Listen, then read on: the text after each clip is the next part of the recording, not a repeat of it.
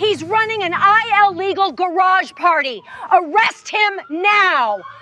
Veronica Hartwell, our tyrannical HOA president, shrieked at 7 cops she'd called, her face purple with rage as squad cars surrounded my garage with lights flashing. All because my band, Second Voltage, was quietly practicing Sweet Caroline for this weekend's charity event benefiting the food bank. We weren't even as loud as her 7 a.m. Sunday leaf blower that wakes the whole neighborhood. For 2 years, she'd terrorized everyone, fining kids for basketball, threatening families over paint colors, measuring grass with rulers, all while ignoring her own violations. There she stood in her pristine white outfit, phone recording, smirking like she'd finally won. Danny's drumsticks froze mid-beat. Sophia's bass fell silent. The garage went dead quiet. She had no idea that in exactly 10 minutes when she met the entire precinct, they wouldn't be there to arrest me. And I had 847 days of her 127,050 violations ready. Violations. What would you do if your HOA Karen weaponized police against charity work? Marcus Delacroix, 45, recently divorced electrician who'd moved back to his childhood home 6 months ago after his marriage fell apart. The 1960s ranch house on Maple Street came with painful memories, but also hope. His grandmother's place had always been his sanctuary. What he didn't know was that he was walking into a neighborhood war zone that had been raging for 2 solid years. The house sat on an oversized corner lot with a detached 3-car garage that still smelled like motor oil and forgotten dreams. You know that particular scent, WD-40 mixed with old leather and the ghost of Sunday afternoon projects. His late grandfather had been the neighborhood mechanic back when neighbors actually helped each other instead of measuring each other's grass with rulers. 3 months into his fresh start, Zachary discovered salvation through music. He'd picked up guitar during those lonely 2 a.m. divorce nights when sleep felt impossible, and when neighbor Danny Martinez mentioned he played drums, everything clicked. Add Sophia Bellamy from 2 streets over with her bass guitar, and suddenly, Second Voltage was born, named after Zachary's day job and their collective second chance at happiness. They practiced Saturdays 2 to 5 p.m., playing classic rock covers for local charity events. The garage was acoustically treated with moving blankets Zachary had installed himself, creating a sound barely louder than normal conversation. Definitely quieter than the leaf blower that jolted the entire neighborhood awake every Sunday at 7 a.m. sharp. Those first few weeks felt magical. Neighbors actually stopped by to listen. Mrs. Patterson brought lemonade in mismatched mason jars. Teenage Jake helped carry equipment with the enthusiasm only kids have for anything involving amplifiers. Even the mailman would pause to catch a few bars of Hotel California, his truck idling while Danny's drum beat echoed off garage walls. The smell of summer barbecues mixed with acoustic guitar melodies, creating the kind of community Zachary remembered from childhood. Their first charity gig raised $400 for the food bank. Their second brought in $600. By month 3, folding chairs appeared like magic whenever they opened those garage doors. But Zachary hadn't met the neighborhood's self-appointed dictator yet. Veronica Hartwell, 52, real estate agent and HOA president, had been terrorizing Maple Street residents for 2 solid years. She lived in the largest house on the block, a recent renovation funded by her husband's convenient insurance settlement, and treated the entire neighborhood like her personal fiefdom. Here's where it gets interesting. Veronica's reign of terror read like a suburban horror story. She'd forced out the Johnson family with bogus architectural violations after their teenage son's music was allegedly too loud. She'd fined single mom Lisa Rodriguez $400 for her kids' chalk drawings on their own driveway, artwork that washed away with the next rain. The woman measured grass heights with an actual ruler, photographed every perceived violation with CSI-level dedication, and timed sprinkler usage to the exact minute. That white Mercedes SUV with vanity plate HOA boss had become a symbol of suburban oppression, patrolling streets like a shark hunting for blood in subdivision waters. The first time Zachary saw her in action, he was tuning his guitar in the late afternoon sun. The sharp click of designer heels on asphalt cut through peaceful evening air like gunshots. Her expensive perfume hit him from 30 feet away, chemical and aggressive, nothing like the honeysuckle climbing his grandmother's fence. Her voice carried that particular pitch perfected by years of getting your way through pure volume. 2 months into Zachary's musical resurrection, the inevitable happened. Veronica appeared at his garage door with measuring tape, decibel meter, and the kind of clipboard that meant someone's weekend was about to get ruined. This commercial activity violates Section 12.3 of Community Standards, she announced without bothering with human pleasantries. Her manicured finger pointed at their modest setup like she was identifying a meth lab. What Zachary didn't realize yet was that the annual community safety fair was scheduled for this exact Saturday.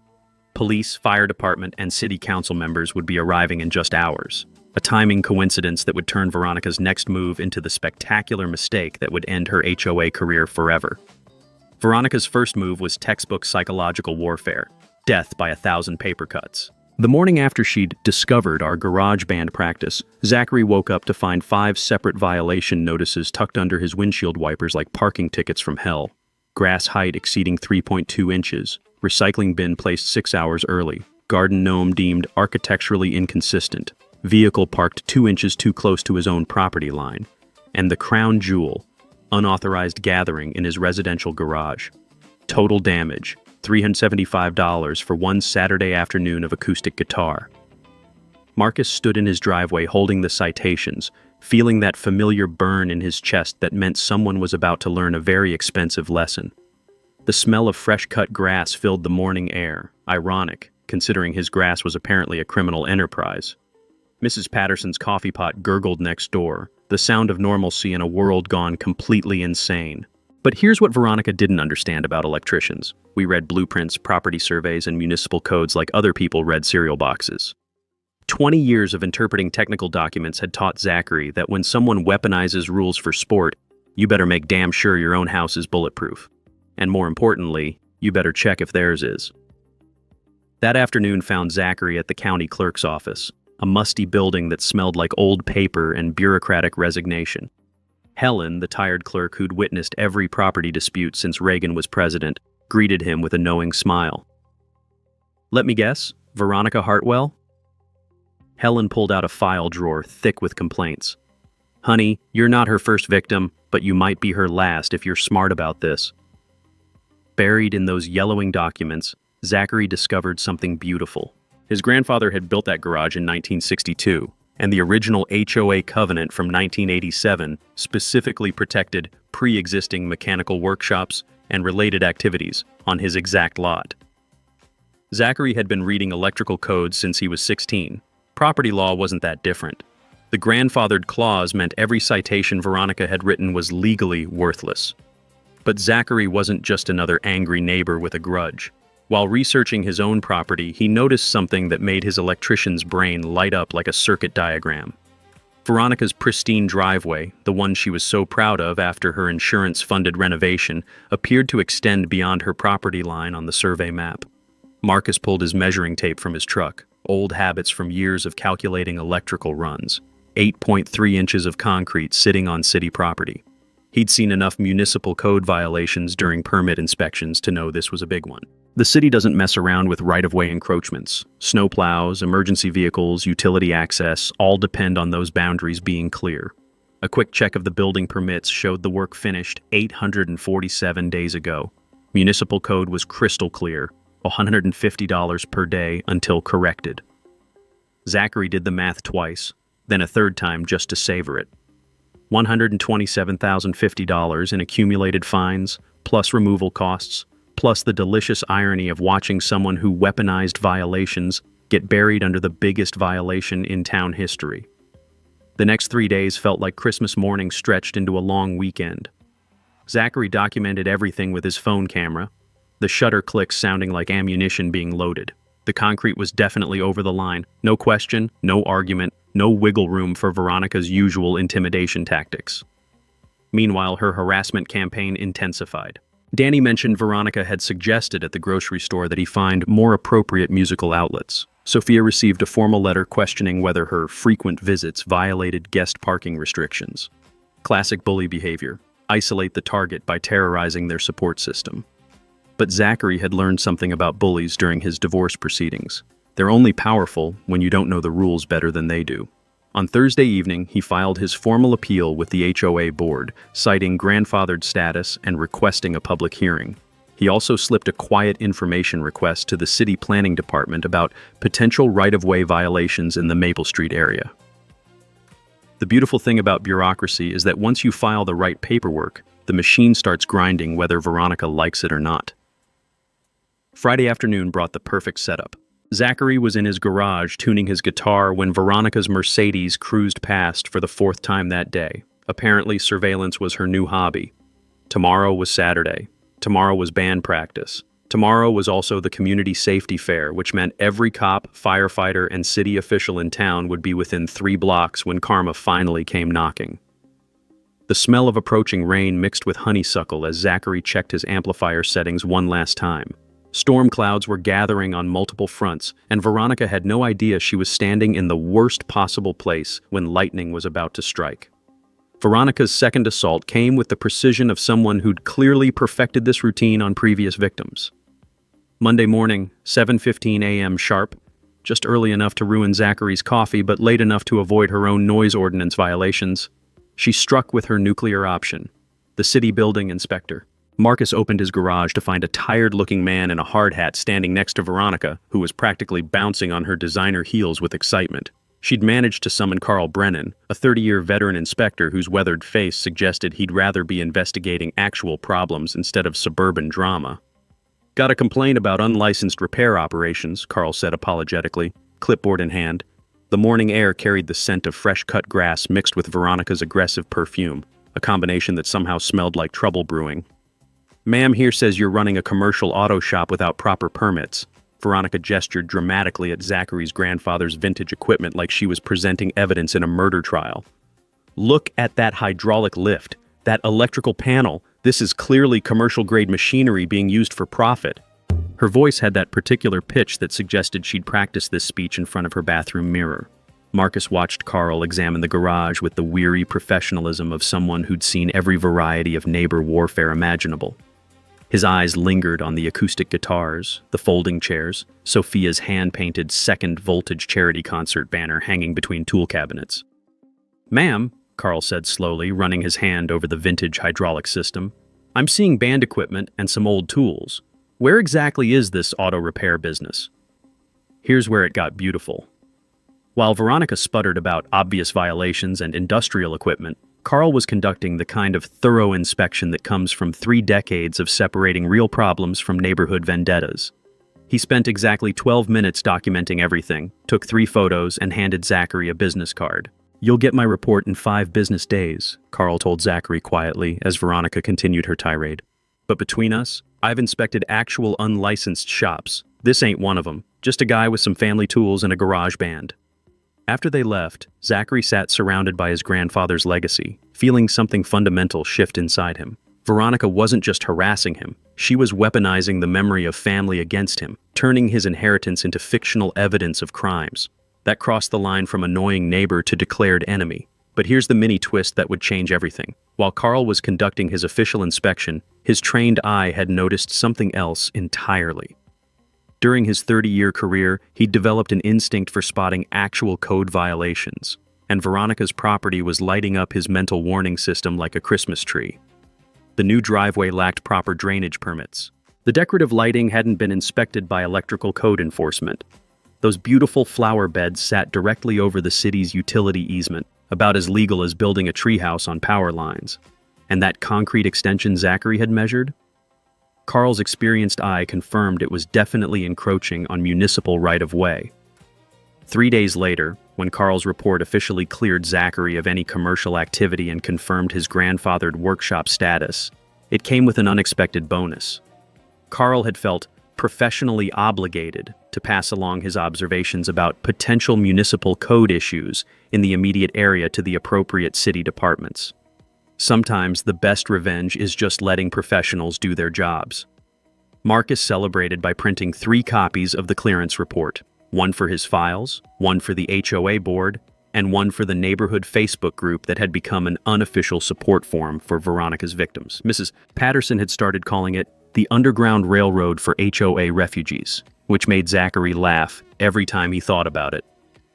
Thursday evening brought Veronica's desperate escalation. Professional sound testing equipment appeared in her driveway like she was preparing to document war crimes. Zachary watched through his garage window as technicians set up expensive microphones while Veronica directed them with the intensity of a film producer shooting her Oscar submission. The irony was delicious. While they prepared to measure the sound levels of acoustic guitars played at conversation volume, Zachary was quietly uploading Carl's observations, along with his own photos, to the city's online complaint portal. Each violation carried automatic fines, mandatory corrections, and the kind of bureaucratic scrutiny that transforms confident homeowners into nervous wrecks checking their mailbox with dread.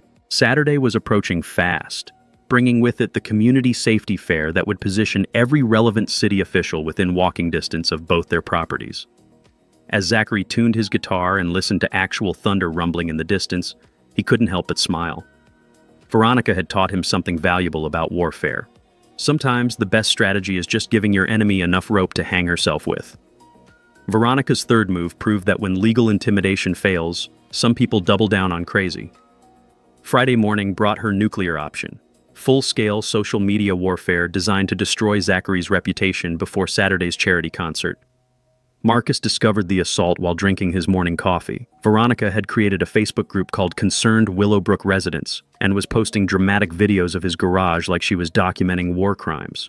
Illegal business destroying family neighborhood and daily noise violations threatening our children scrolled across footage that made acoustic guitars look like weapons of mass destruction. The smell of his coffee turned bitter as Zachary watched her amateur documentary work. She'd filmed his garage from multiple angles with breathless narration about industrial noise and constant disruption, complete with ominous background music that made Sweet Caroline sound like the soundtrack to suburban apocalypse. But here's where Veronica's plan backfired spectacularly. Within 2 hours, her own Facebook group had been completely hijacked by the very neighbors she was trying to rally. Mrs. Patterson led the counterattack with a video testimonial that went viral faster than cat memes.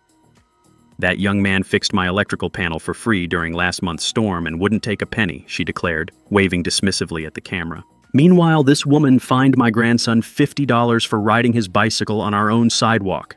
Sophia posted time-lapse videos of their charity concerts showing families bringing folding chairs while kids danced to gentle acoustic music. Danny shared audio recordings of their practice sessions.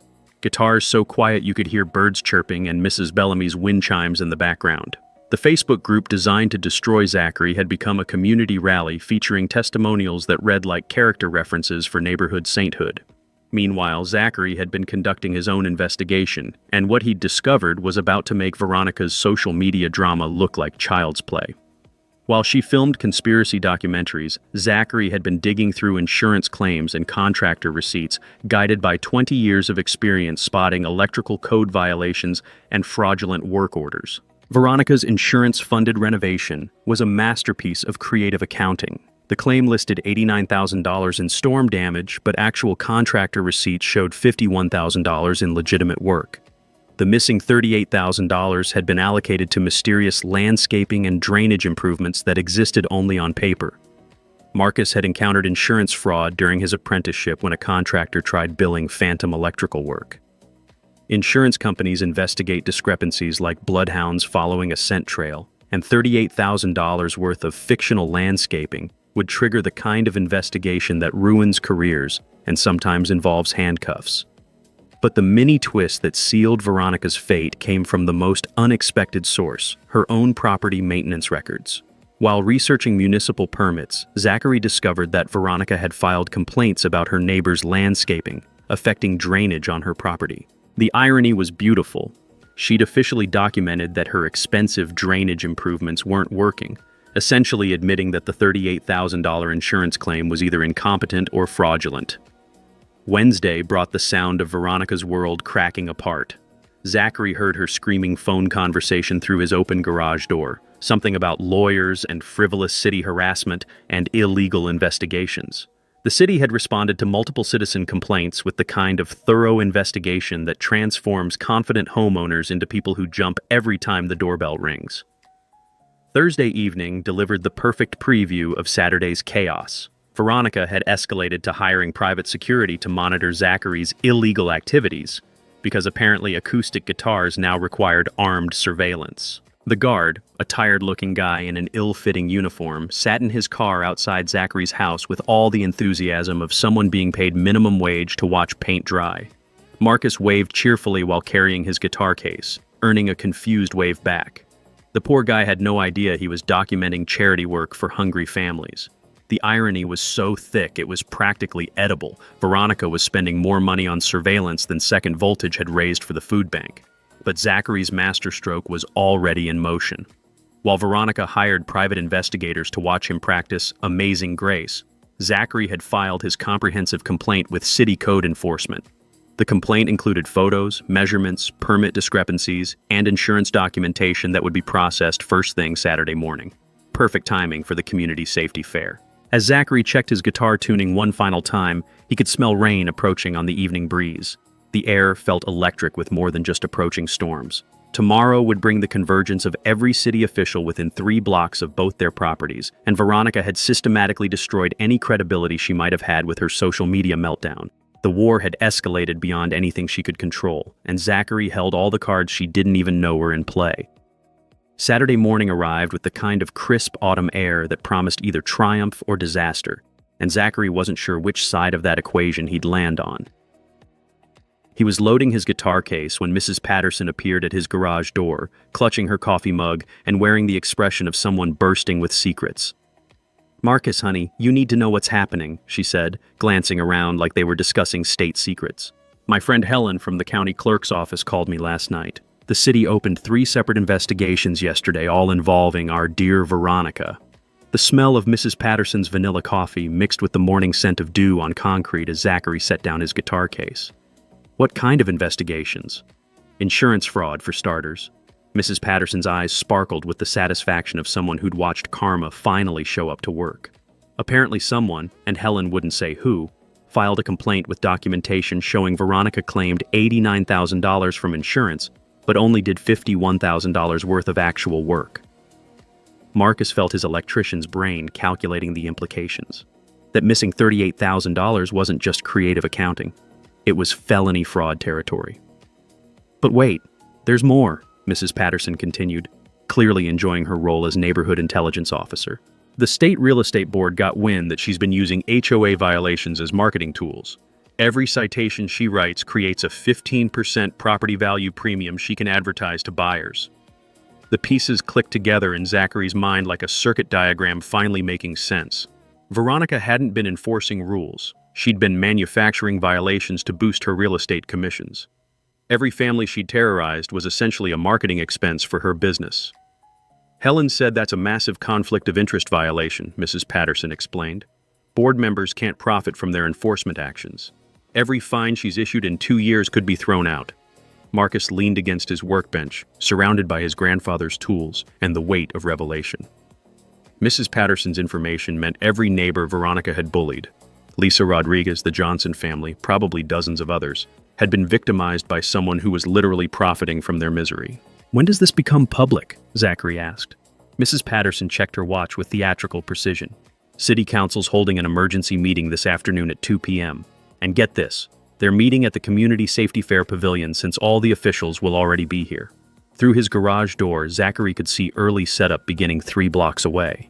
Police cars, fire trucks, city vehicles positioning for the afternoon event that would bring every relevant authority figure within walking distance of both their properties.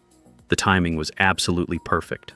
While Veronica had been playing social media warrior and hiring private security, the entire municipal system had been quietly building a case that would not only end her HOA dictatorship, but potentially send her to prison.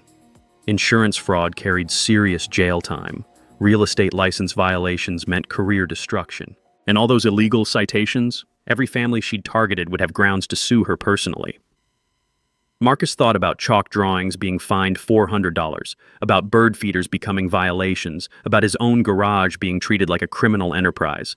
The scope of Veronica's systematic abuse was finally coming to light, but Zachary had one more card to play. While the city investigated insurance fraud and the state reviewed real estate violations, he still held documentation of her $127,050 municipal code violation.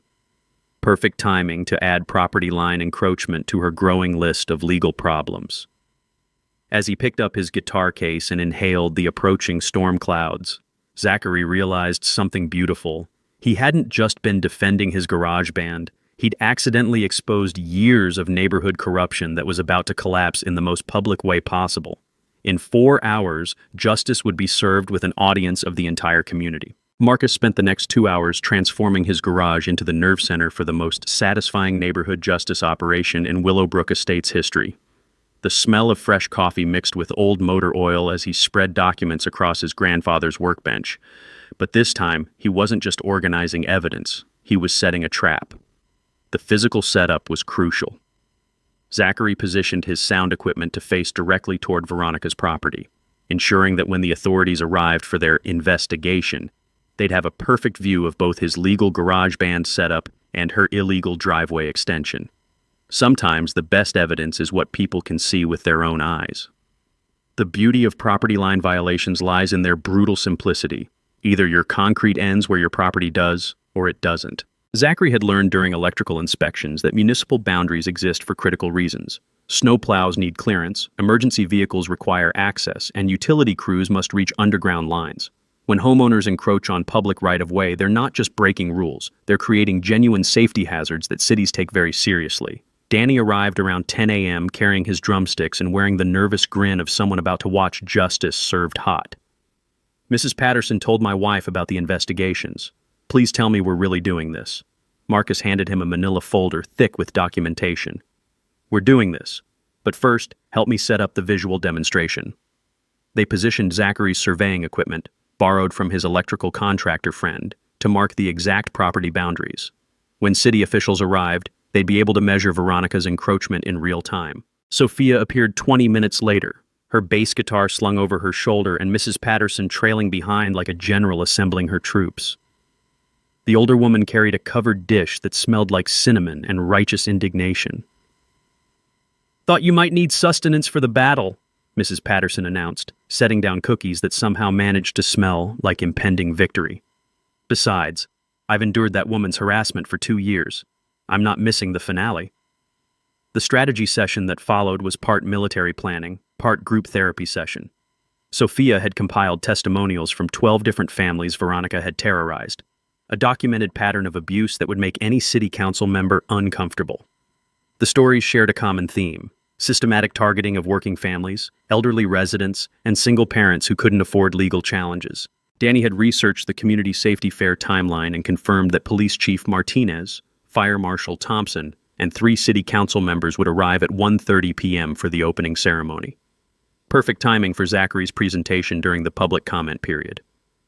"Here's our ace in the hole," Zachary explained, showing them photos of Veronica's driveway extension. While she's been measuring everyone else's grass with rulers, her own property has been illegally occupying city land for 847 days. The math is simple. $150 daily fine times 847 days equals $127,050 in accumulated violations. Mrs. Patterson's eyes sparkled with anticipation. "And she has no idea?" "She will in about 3 hours," Zachary replied, feeling the satisfaction of someone who'd spent months building an airtight case. Along with the insurance fraud investigation, real estate license review, and conflict of interest charges. The group spent the next hour rehearsing their coordinated presentation. Sophia would address the community impact of systematic HOA abuse. Mrs. Patterson would provide historical context about Veronica's 2-year reign of terror. Danny would present testimonials showing the pattern of targeting vulnerable families. Marcus would handle the technical demonstration, live measurements using surveying equipment that would make Veronica's violation undeniable in front of witnesses. 20 years of electrical inspections had taught him that the best evidence doesn't require interpretation. It simply exists. "Remember," Zachary emphasized as they organized their materials, "we're not seeking revenge. We're exposing abuse of authority to protect future families from experiencing what we've endured."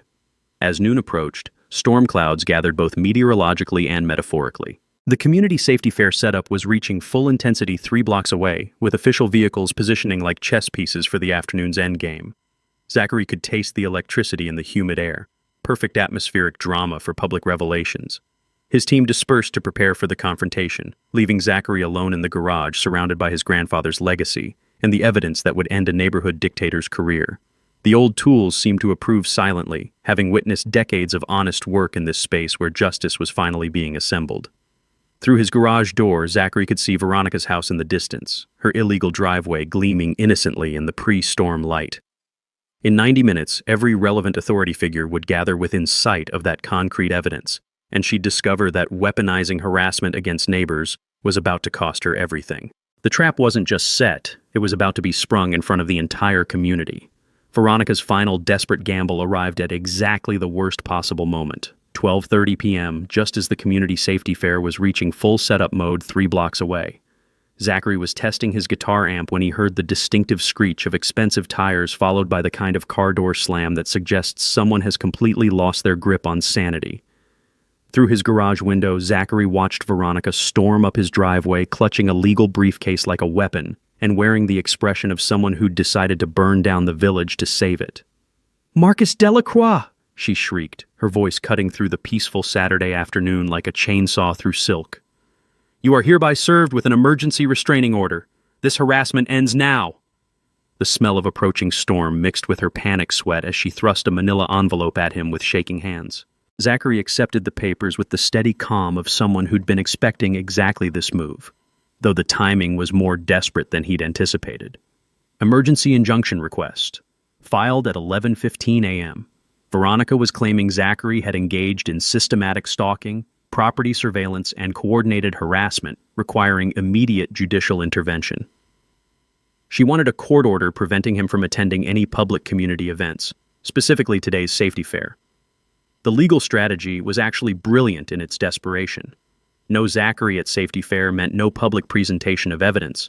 No public presentation meant her violations might escape community scrutiny. No community scrutiny meant she might survive the insurance fraud investigation with her reputation intact. But Zachary had learned something about legal warfare during his divorce proceedings. Desperate people make critical mistakes when they're running out of time. "Interesting timing, Veronica," Zachary said, pulling out his phone to photograph the restraining order. "Filing emergency legal paperwork 2 hours before a community event you know I'm planning to attend. Almost like you're trying to silence public participation in civic proceedings." Veronica's triumphant smirk wavered slightly. "You've been stalking me, taking photographs of my property. That's criminal harassment." "Photographing municipal code violations from public sidewalks," Zachary corrected with electrical contractor precision. "Researching public records available to any citizen. Documenting systematic HOA abuse affecting multiple families. In legal terms, that's called civic engagement." Here's where Veronica's panic created the mini-twist that would destroy her case completely. In her desperate rush to file the restraining order, she'd included evidence of Zachary's alleged stalking, dozens of photographs she'd taken of his garage, his visitors, his daily activities, and his license plate numbers. Essentially, she'd just confessed in writing to conducting the exact surveillance behavior she was accusing Zachary of performing. Marcus couldn't suppress a small smile as he read through her filing. "Veronica, you've documented 47 photographs you took of my property as evidence that I'm stalking you.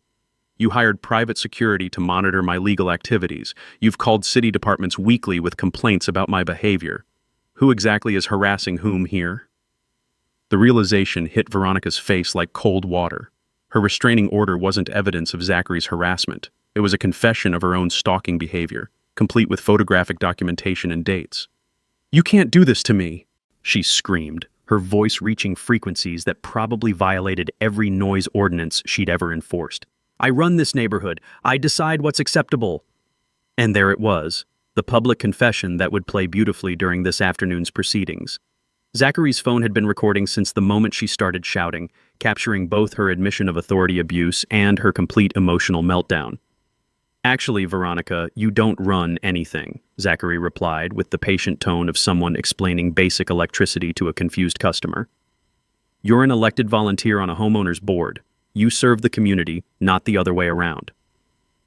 As Veronica retreated to her Mercedes, Zachary noticed the beautiful irony unfolding 3 blocks away. Police cars, fire trucks, and city official vehicles were positioning for the safety fair opening ceremony, creating the perfect audience for this afternoon's public accountability session. The emergency restraining order had backfired so completely that it actually strengthened Zachary's position. Instead of appearing like an angry neighbor seeking revenge, he now looked like a reasonable citizen defending himself against escalating harassment from someone with documented authority issues. Veronica's nuclear legal option had just become the evidence that would finish her HOA career. Storm clouds gathered overhead. matching the approaching tempest in Veronica's professional life.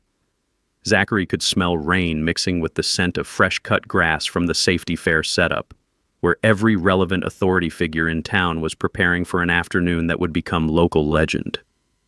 In exactly 60 minutes, the entire community would witness the spectacular conclusion to a neighborhood war that had escalated far beyond anything Veronica could control. The restraining order in Zachary's hand wasn't a threat, it was a confession that would make this afternoon's presentation absolutely devastating. Veronica's final act of desperation unfolded like a masterclass in self-destruction. At 1 p.m., exactly 30 minutes before the community safety fair opening ceremony, she deployed her nuclear option, a move so spectacularly stupid that Zachary almost felt sorry for her. Almost. The sound of sirens approaching from the wrong direction made Zachary look up from his guitar tuning. Not the expected fire trucks and police cars heading to the safety fair, but an ambulance racing toward Maple Street with emergency lights blazing. Through his garage door, Zachary watched paramedics pull into Veronica's driveway while she stood in her front yard wearing a neck brace and clutching her lower back like she'd been hit by a freight train. The performance was Academy Award worthy. Veronica limped dramatically toward the ambulance, her voice carrying across the neighborhood as she explained to the paramedics how Zachary's loud music and construction noise had caused her to fall down her front steps, resulting in serious spinal injuries that required immediate medical attention. But here's where Veronica's desperation created the most beautiful poetic justice Zachary had ever witnessed. While she was explaining her fictional injuries to increasingly skeptical paramedics, Danny's brother-in-law, Detective Ray Morrison, was pulling into Zachary's driveway, arriving for the pre-arranged meeting to discuss this afternoon's evidence presentation.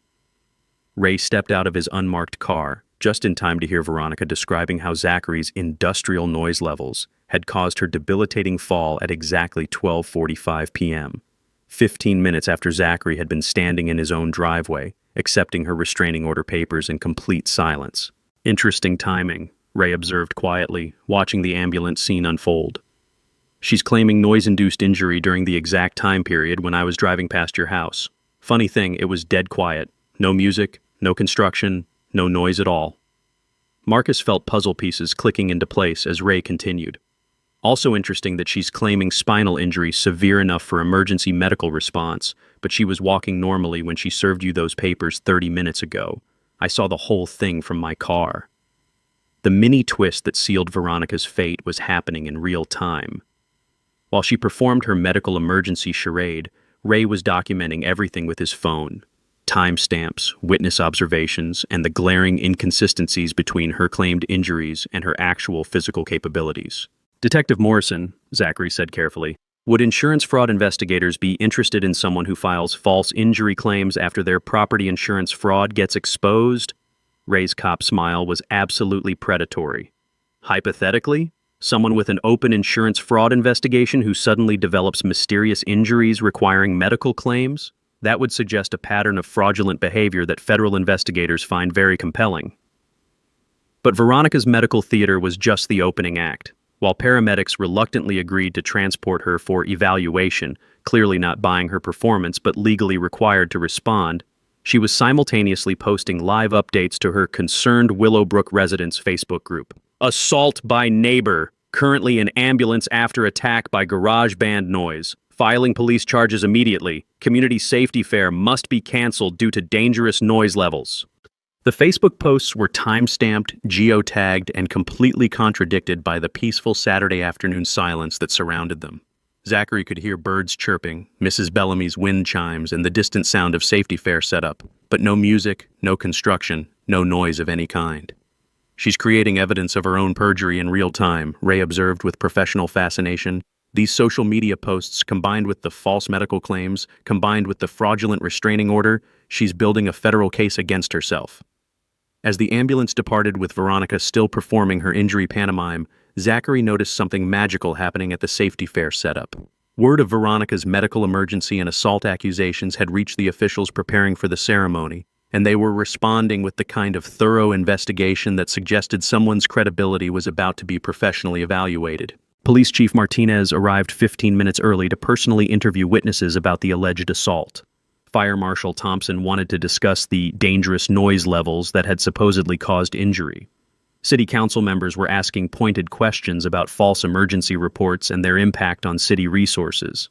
Veronica's fake medical emergency had accidentally triggered the exact official scrutiny she'd been trying to avoid, bringing every authority figure directly to the scene of her violations 30 minutes ahead of schedule. "Marcus," Ray said, checking his watch, "in 20 minutes, every relevant law enforcement and city official will be gathered within sight of that illegal driveway. And now they're all personally invested in determining whether Veronica is a credible witness or a serial fabulist who wastes public resources." As storm clouds gathered overhead, Zachary plugged in his guitar for one final sound check. The approaching rain seemed appropriate for what was about to become either the most satisfying afternoon in Willowbrook Estates history or the most spectacular public humiliation ever witnessed at a community event. Based on the ambulance disappearing in the distance carrying Veronica's fictional injuries, Zachary was betting on the former. At 1:30 p.m. sharp, the community safety fair opened with the kind of perfect timing that suggested the universe had a sense of dramatic irony. Police Chief Martinez, Fire Marshal Thompson, 3 city council members, and half the neighborhood had gathered in the park pavilion just as the first raindrops began falling, creating the perfect indoor venue for the most explosive public accountability session in suburban history. Marcus walked into the pavilion carrying his guitar case and a folder thick with documentation, surrounded by Danny, Sophia, and Mrs. Patterson, who looked like a grandmother leading a revolution. The smell of fresh rain mixed with barbecue smoke from food vendors as nearly 100 neighbors took seats facing the small stage where officials were setting up microphones.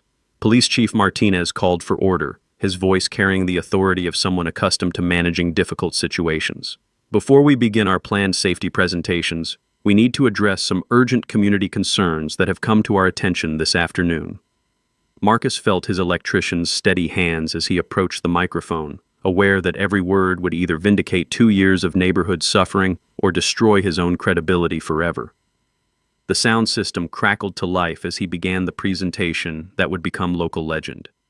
"My name is Zachary Delacroix, and I want to talk about what happens when someone weaponizes authority against their neighbors." The pavilion fell silent, except for rain pattering on the roof as Zachary pulled out his measuring tape and photos. 2 hours ago, Veronica Hartwell filed an emergency restraining order claiming I was stalking her. 1 hour ago, she called an ambulance claiming my garage band caused her serious injury. 30 minutes ago, she posted on social media demanding this safety fair be canceled due to dangerous noise levels. Marcus gestured toward the peaceful afternoon around them. "As you can hear, there is no noise. There has been no music today. There was no assault. What there has been is a systematic campaign of harassment against multiple families in our neighborhood." Chief Martinez leaned forward with professional interest. "Mr. Delacroix, you mentioned documentation?" The visual demonstration that followed was pure electrician precision. Zachary unfolded his measuring tape and walked to the pavilion's large windows overlooking Veronica's property. With Chief Martinez and Fire Marshal Thompson watching, he pointed out the exact location of her illegal driveway extension. 847 days ago, Veronica Hartwell completed a renovation that extends her concrete driveway 8.3 inches into city-owned right-of-way. Municipal Code 14.2.7 requires $150 daily fines until corrected. Zachary pulled out his phone calculator. $150 times 847 days equals $127,050 in accumulated violations. The crowd stirred as the implications sank in. Here was someone who'd been terrorizing neighbors over grass height while sitting on the biggest property violation in town history. But Zachary wasn't finished. While measuring everyone else's compliance with rulers, Veronica has been using HOA enforcement statistics to boost her real estate commissions by 15%. Every citation she's written directly benefits her business, a conflict of interest that invalidates 2 years of enforcement actions. City Councilman Rodriguez stood up, his face grave. "Mr. Delacroix, are you alleging systematic abuse of municipal authority for personal profit?" "I'm presenting documented evidence," Zachary replied, handing over his comprehensive folder. "Insurance fraud investigation opened yesterday, real estate license review in progress, right-of-way encroachment confirmed by photographic evidence, all while she's filing false police reports and fraudulent injury claims." The mic drop moment came when Mrs. Patterson took the microphone with the righteous fury of someone who'd endured 2 years of tyranny. "This woman fined my grandson for riding his bicycle on our own sidewalk. She forced the Johnson family from their home over fictional violations. She's terrorized every working family, elderly resident, and single parent in this neighborhood while profiting from our misery. The pavilion erupted as neighbors began sharing their own stories. Lisa Rodriguez described $400 in fines for her children's chalk drawings. Jake's mother explained how basketball hoops became noise violations. Elderly Mr. Kim shared how bird feeders became unsanitary conditions. Chief Martinez raised his hand for silence. Based on what we've heard today, the city will be conducting comprehensive investigations into all HOA enforcement actions over the past 24 months. We'll also be reviewing emergency response protocols to prevent abuse of city resources. Fire Marshal Thompson added, "The property line violation will be addressed immediately. Right-of-way encroachments affect emergency vehicle access. This is a serious public safety issue." As Zachary returned to his seat, rain began falling harder on the pavilion roof, creating the perfect soundtrack for justice being served. Through the windows, he could see Veronica's house in the distance, her illegal driveway now officially documented as evidence in multiple municipal investigations. The war was over. Veronica had destroyed herself so thoroughly that Zachary almost felt sorry for her. Almost. 6 months later, Zachary stood in his garage tuning his guitar while the sound of children's laughter drifted in from the street. The smell of fresh coffee mixed with the scent of Mrs. Patterson's famous cookies as neighbors gathered for Second Voltage's Saturday afternoon charity concert, now a beloved neighborhood tradition that had raised over $8,400 for the local food bank. Veronica Hartwell's reign of terror had ended with the kind of complete destruction that made Greek tragedies look understated. The emergency restraining order was dismissed within 24 hours, with the judge noting that her own evidence contradicted her claims. The fake injury lawsuit collapsed when security camera footage from 3 different angles showed her walking normally before and after her alleged spinal trauma. The insurance fraud conviction came first, 18 months in federal prison plus $47,000 in restitution for fictitious renovation claims. The real estate license revocation followed, ending her 20-year career in property sales. The HOA conflict of interest charges resulted in every citation she'd issued being declared invalid, triggering an avalanche of lawsuits from families seeking damages for wrongful harassment. But the $127,050 municipal violation was Zachary's personal favorite. The city had demanded immediate removal of her illegal driveway extension, plus accumulated fines, plus legal costs for forcing municipal action. Veronica's pristine concrete monument to suburban oppression was jackhammered into rubble on a Tuesday morning while the entire neighborhood watched from lawn chairs. The house went on the market 3 weeks later, selling for $89,000 below asking price after word spread about the legal troubles. Veronica moved to a small apartment across town where she couldn't measure anyone's grass or fine children for playing basketball. Marcus had transformed the neighborhood in ways that went far beyond ending one woman's dictatorship. The garage band concerts had evolved into monthly community gatherings featuring rotating local musicians, potluck dinners, and fundraising for various causes. Mrs. Patterson organized a neighborhood watch program that focused on helping elderly residents rather than citing violations. Sophia started a community garden where Veronica's surveillance cameras used to monitor property lines. The Second Voltage Music Scholarship had grown into a $12,000 annual fund supporting underprivileged kids throughout the city. 18 students had received instruments and lessons, creating a pipeline of young musicians who regularly performed at community events. Danny had quit his day job to teach drums full-time, turning his passion into a career that served the community. Marcus found personal healing through the experience in ways he hadn't expected. The garage that had once represented his grandfather's legacy now symbolized his own ability to stand up for what was right. The divorce that had driven him back to his childhood home had ultimately led him to discover a community worth fighting for. The legal victory had attracted national attention, with Zachary appearing on 3 different podcasts about HOA reform and neighborhood organizing. The story had inspired similar resistance movements in 12 different states, proving that documented evidence and persistent community organizing could defeat even the most entrenched suburban tyrants. But the real transformation was visible every Saturday afternoon when families gathered in his garage for music, food, and the kind of genuine community that Veronica had tried so hard to destroy. Children who'd been fined for chalk drawings now performed on makeshift stages. Parents who'd been terrorized over mailbox placement now organized charity drives and block parties. The garage itself had become a symbol of resistance throughout the region, with visitors stopping by to see the place where one electrician had taken down an entire corrupt HOA system using nothing but documentation, persistence, and the power of community solidarity. As Zachary plugged in his amplifier for another afternoon of music and neighbors, he reflected on what he'd learned about the nature of suburban power. Bullies only succeeded when good people stayed silent and isolated. When the community organized around shared values of fairness and mutual support, even the most entrenched authority couldn't survive public accountability. The sound of tuning guitars mixed with the chatter of neighbors setting up folding chairs as storm clouds gathered on the horizon, promising afternoon rain that would send everyone into the garage for an intimate acoustic session. Marcus smiled, remembering Veronica's prediction that garage band practice would destroy the neighborhood. She'd been right in one sense. It had destroyed her version of the neighborhood, replacing fear and harassment with music, community, and the radical idea that neighbors should actually like each other.